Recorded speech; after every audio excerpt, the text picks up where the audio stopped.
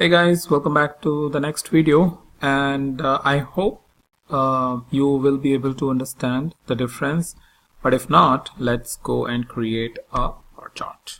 Alright, now let's add the dimension, which is a product subcategory, add the measure, which is sum of sales. Here we have the descending order, right, of the chart. I hope you have got this one.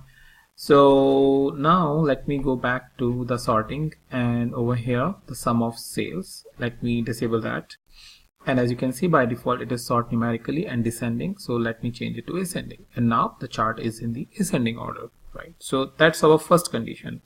Now let me try to do the same thing over here. I will just click over here, come over sum of sales, remove this, chart sort numerically, descending. But as you can see, it is not descending order, right? If it would be in descending order, then this bar would be first, it would be second, and this would be third.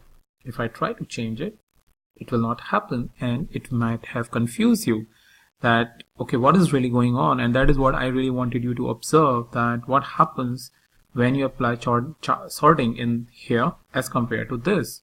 So what basically happens, and as per the Qlik Sense documentation, if the number of categories over here is less than 10, then it will be a default ordering as per the data source the numeric alphabetically.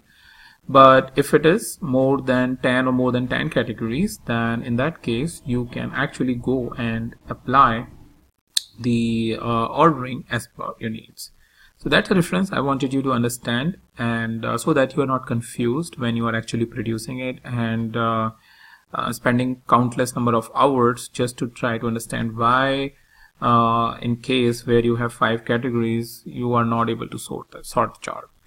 So that's pretty much it, and I will meet you in the new video, the new topic.